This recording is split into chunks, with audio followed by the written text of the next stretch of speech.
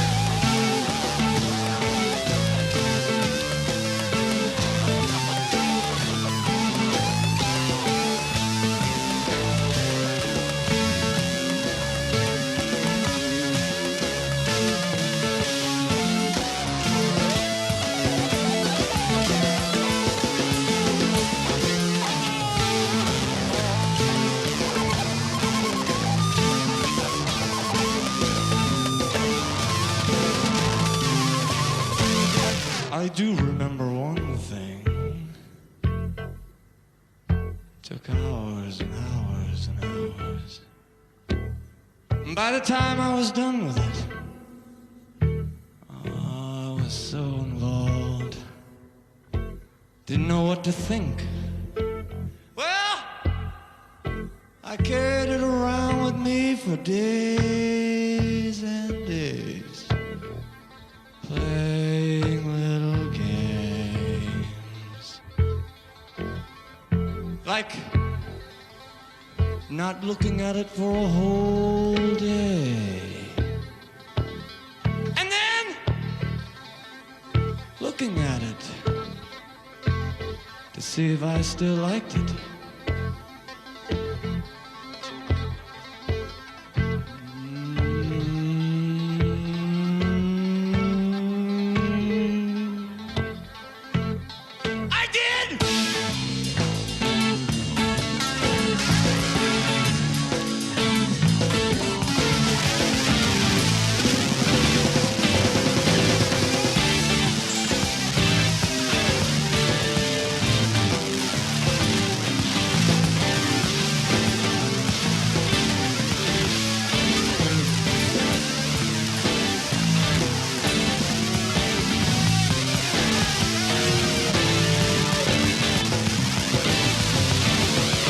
Okay, this is a lot, and it's very different from what I expect from Crimson, which they're so versatile.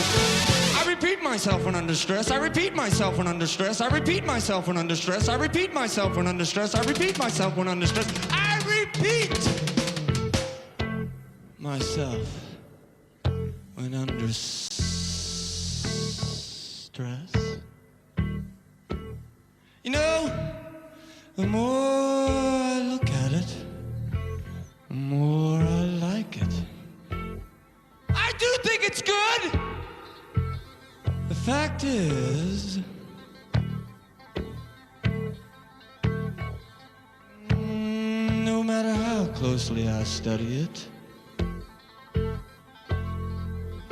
no matter how I take it apart. What is that guitar on the left? No matter how I break it down. It's a 9-string. It's got bass strings on it, but I don't know if it is all bass. It remains consistent. It remains consistent.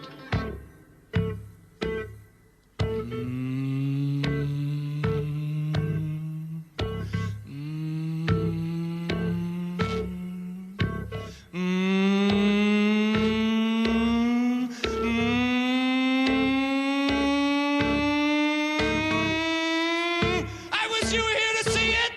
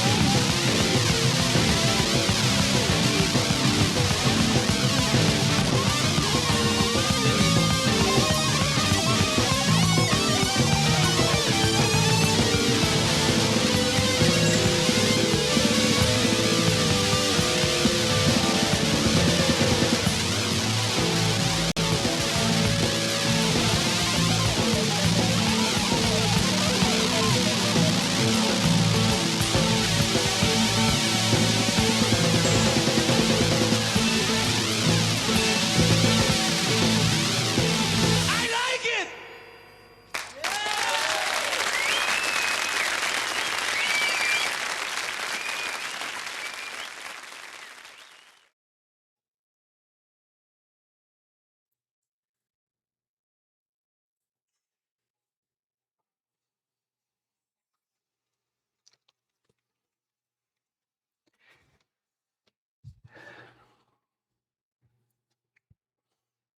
Sometimes I get comments that I shouldn't talk over the music. I'm sure those people will probably enjoy this reaction because what could I even say during that? What is it? Well, what is it's pretty easy, actually. In retrospect, it's a sort of free-form exploration of harmony mixed with performance art. I guess we'll touch on that in a second, but it's not one of those tracks where I feel like I can point out specific elements to it and be like, oh, shoot, this thing was pretty cool, or listen to this rhythmic device or that harmonic shift or anything like that. It really does feel more akin to performance art than anything else. And I don't say that as a detractor. I don't think performance art is bad. I don't think it's different than traditional music either. I think music and performance art can certainly blur the lines between the two, as performance art can use musical instruments, can use musical devices. But that's the first phrase that pops into my mind while listening to most of this. Before we get into objective observations, subjectively, this is not my cup of tea. I've enjoyed a lot of King Crimson's work in the past. This is not one of the songs I liked. Um, I will probably never re-listen to this track again. I admire it for what it is. I appreciate it from arm's length, but I did not enjoy myself while listening to it.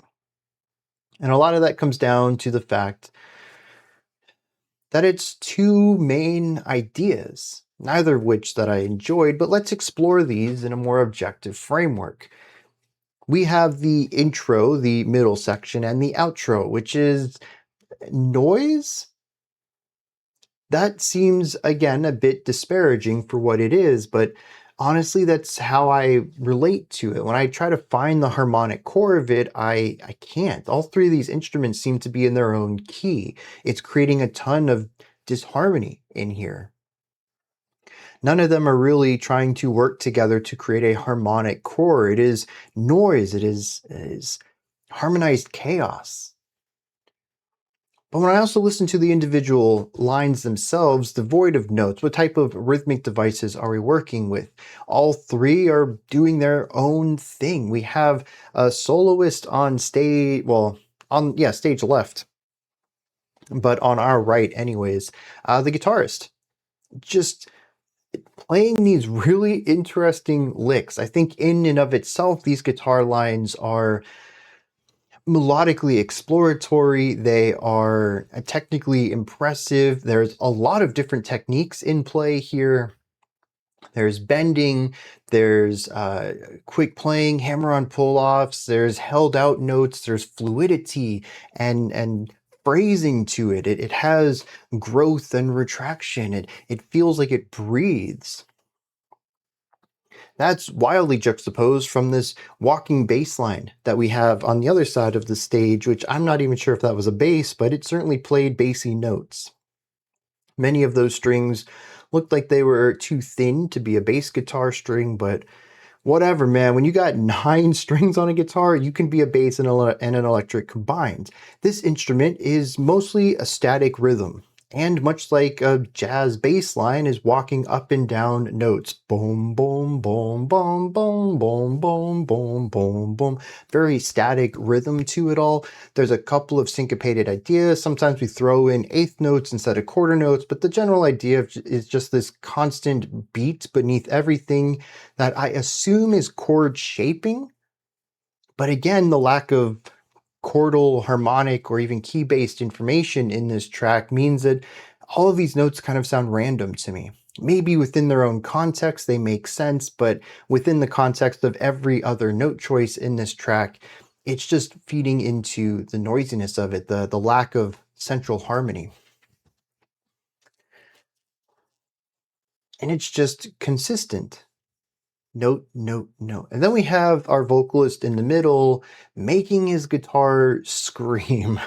A lot of play some chords and then abuse the whammy bar and then shake the guitar, get a lot of shaping and color to the tone itself, but not really changing notes too often. I think this is certainly the aspect that feels the noisiest and probably what colors this in a noisy perspective. Because otherwise, we have two instruments that are playing harmonic ideas, they are playing melodic ideas, there is general movement, and I think at the heart of both of these ideas, on the outsides of this track, some sort of core harmonic device central to each instrument specifically, where when you combine them, that's where you create your dissonance, but that apart, there's probably some sort of harmony within the parts themselves. Then we get this instrument that is just making compressed, noisy wailing and screaming on a guitar, and it colors the entire experience, bringing the dissonance together with a general texture-based approach to guitar playing. The three of these together creates the chaotic noise of all of this.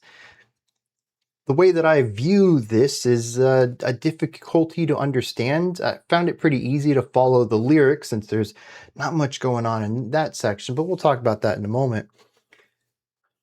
And the story seems to be about the way that, as I had context for, the way this painting made the person feel while observing it, while working on it. There is a general harmonic ambiguity to this track that almost feels alien. It kind of feels dangerous at times. It feels aggressive through most of this, but it also feels untamed. And I wonder if this music isn't supposed to represent the vibes or the aura of this painting. Whatever that is supposed to mean. I feel chaos out of this. Some people find exploration, they find uncertainty. These things can be very exciting for some people.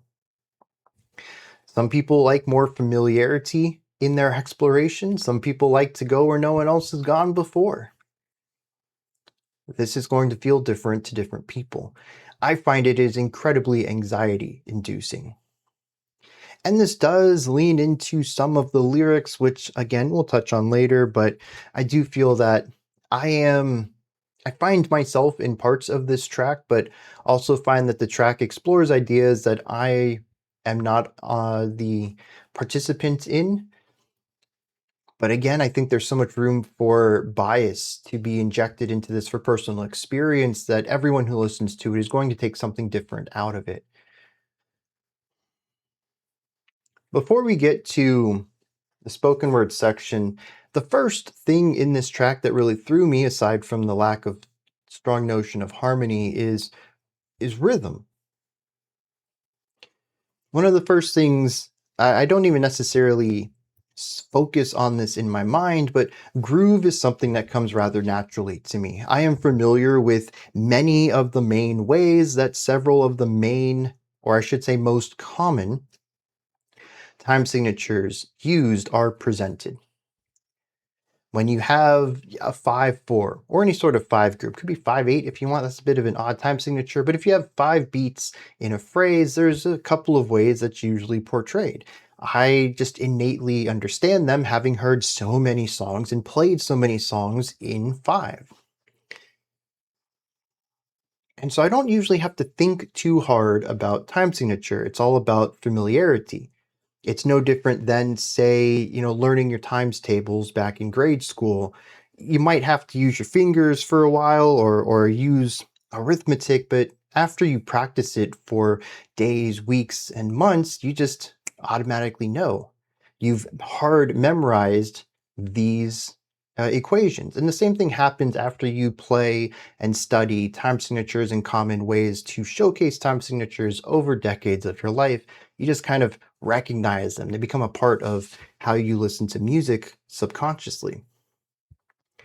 And so I don't usually have to think too hard about time signature. Usually a beat or two in, I can already start conducting alongside with them as long as they're not going to throw any oddities in there. You give me 3 bars of 4 and then a bar of 7 or something. I'm not going to be able to anticipate the 7, of course, but I've already sussed out the 4. So when I listen to this and within the first 20 seconds, I still haven't figured out what's going on. I've lost my ability to almost completely because of a really important aspect in music that isn't showcased here, which is rhythmic landmarking. One of the things that you may have heard around the internet regarding music is the phrase, "where's one?" It is this gut indication, something that you can just pick up in the music to say, oh, this is probably beat 1. It feels like everyone's come together to emphasize this specific beat. Or maybe it feels like you felt a punctuation at the end of a sentence, and now you can feel the next sentence beginning, the musical sentences. There's none of that in here. If you haven't started counting this from the first beat of the song, which is really the only indication of a 1 anywhere, I don't think you can pick up anything that's going on in here. There is no landmarking, there are no clues, there's no patterns. What I did find, though, is that generally speaking, whenever we panned over to the drummer, I could feel them working in groups of 4. Now, as I mentioned earlier, just because it's in 4 at one moment in time doesn't mean it is always going to be in 4. It's quite possible it isn't, but I feel like every single time we got a good view of what the drummer was doing, they were working in 4-beat phrases. So I have to wonder then if all of this isn't somehow in 4/4, some sort of wild polyrhythmic Meshuggah idea that it doesn't feel like it could be anywhere near 4/4, but honestly, if you wrote it in 4/4, yeah, there's some weird phrases. It might not be very easy to read, but it all does wrap up after 60 bars or something, where the 4 and the 60 all lock together and it all ends at the same place, and then we have a unified 1 after that. That is my best guess on this, though. It is a whirlwind, and this only exacerbates the feeling of chaos in here. At least with, I don't know, metalcore bands that like to play around with this harmony and even sometimes wild rhythmic structures, maybe bands like Between the Buried and Me, or I don't know, even Car Bomb at times, or Dillinger Escape Plan. There's usually some sort of indication where one is. It might be chaotic, but you can still suss out a groove somehow. Maybe not even understand the phrasing, but there's a symbol hitting every quarter note. You don't know how many beats are in the bar, but you can feel where the beat is. We don't even get that in here. It is pure chaos exacerbating the chaotic element of the harmony and rhythm coming together to create something indecipherable. That is what I feel through this opening segment. There's a lack of strong melodic writing. It is there, but it's also a bit more free form than I would expect. There's not a lot of strong emphasis on key beats or even key tones to help provide any sort of rhythmic or harmonic information. In a lot of ways, this reminds me of free improvised music, though I'd wager that being it's King Crimson, it's probably pre-composed and practiced meticulously, but at least to my ears, it sounds random. It's possible I could watch 5 more of their performances of this track from different shows, and they are all identical. This could be identical to the studio version too. It probably is pre-composed, but off of a first listen, it doesn't feel that way.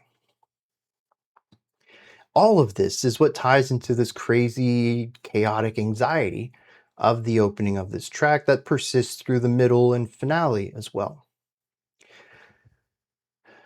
The other aspect of this track is the spoken word section. This is, to me, performance art. There is no singing to this. The drums cut out entirely, the guitars cut out entirely. We have a bass that continues its emphasis of these beats.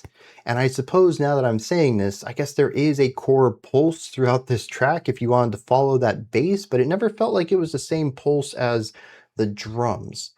So maybe there's polyrhythm? Possibly even polymeter in here? Anyways, the bass doesn't really quit. It just continues its idea. And then the vocalist basically does free poetry. There's not any hard rhythmic structures to it. There's no hard rhyme patterns to it. It is performance. And I think a lot of that comes through in the inflection as well, sometimes dipping down really quietly, other times shouting and yelling. There's repetition of the word repetition. I think the phrase was something like, I repeat myself when I'm something. I don't remember. And he repeats that phrase that he repeats himself over and over. This speaks within itself. This, I think, is part of the performance art of it, for me at least, and it's one of the things that really solidifies it. But it's also the performance, too. This person feels anxious, and I think part of the physical performance went with that, too. At one point, he said something like he doesn't want to look at the picture or something, so he literally covers his eyes with his hands during that moment. There's also this incredible arm movement that I don't know, it's not like it's incredibly difficult, it's a simple arm movement, but for some reason it really clicked. I don't even know what was being said, but it drove home this feeling of almost insanity, of losing yourself within this thing. And it was just this hand coming up over the face as if there's a reset that's supposed to be happening, a refresh of sorts, like an old CRT screen.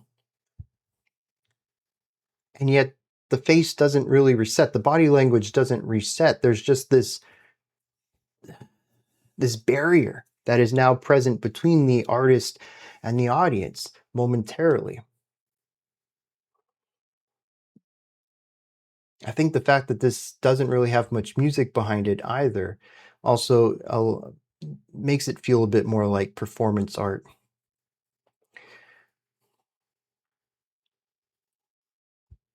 The observations of the painting followed by the music that represents the painting, that's what I get out of this track. It is impressive, I think, to hear King Crimson do something I would never expect of them. It is impressive to see the skill on display, both the technical element of playing all of these. The bass is doing double tapping. The guitarist on stage left is just shredding through a lot of this.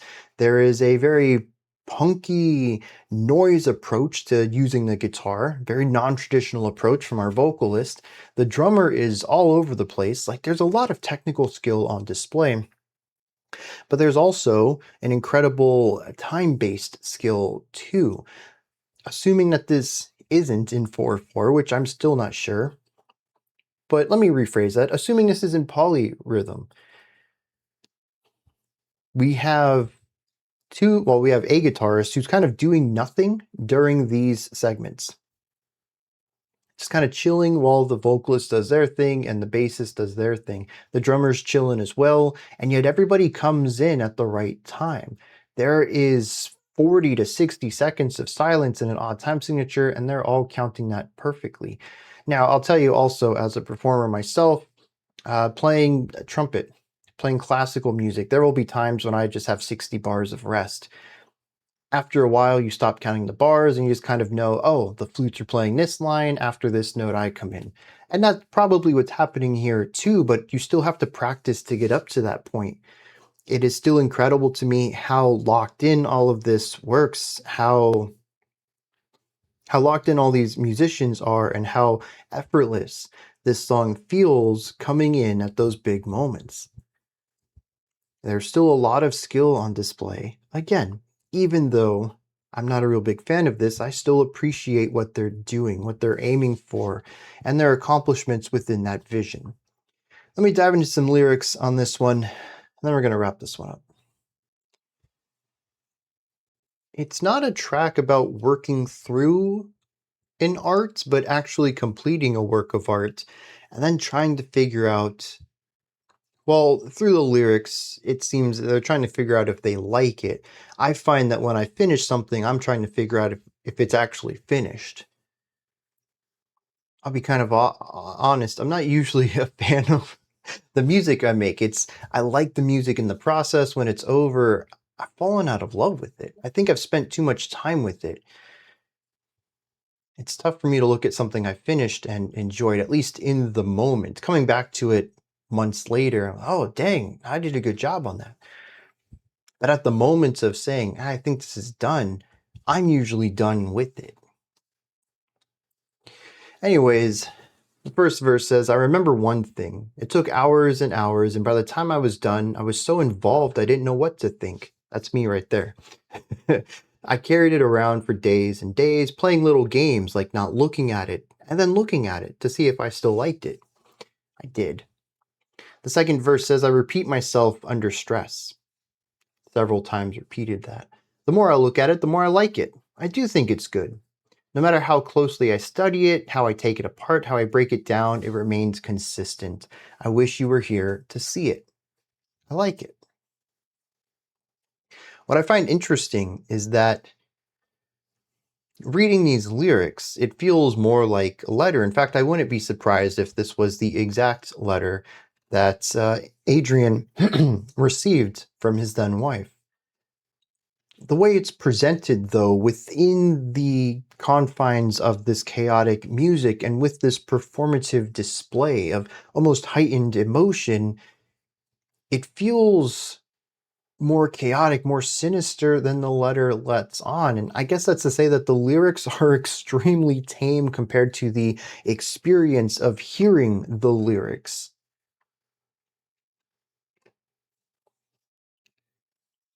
I almost feel a little let down having read them because it kind of diminishes this. I think for some people it may embellish the work, the mundanity of the lyrics themselves being juxtaposed with the heightened elements of the music and the ways the vocals are delivered. But for me, it's that lack of cohesion that's just one more nail in the coffin here. The music was artistic, though not my cup, and the vocal delivery was interesting. And come to find out, the lyrics themselves are sort of neither. It's just kind of a normal letter. Hey, I made something. I think I like it. I've taken a couple of days, tried to break it down, and yeah, dude, I like this. I wish you could see it. And that's just it seems so mundane for the work that it's encompassed by. Like I said, some people might find that contradiction more interesting, more artistic. I find it to be a bit of a detraction here. But those are just my thoughts on King Crimson's Indiscipline. What did you think of this? Is there anything that stood out to you? Anything that you'd like to add on to what I said or correct me on? Do you have your own take, perspective, or opinion on this track? Let me know. Put all of that as well as anything else you'd like to add into the comment section below. Above that in the description box, you'll find a link to Linktree. It'll take you here. You can find links to my music, ways to support the channel, a link to the Discord server, and so much more. Above that, if you could, like, subscribe, and ring the bell. I greatly appreciate all three of those. I'll be back tomorrow, 5 p.m. Eastern Standard Time, 9 p.m. UTC as usual. Until next time, remember to be critical, not cynical, of the music you listen to, and have a fantastic morning, afternoon, or evening, whenever you choose to watch my videos.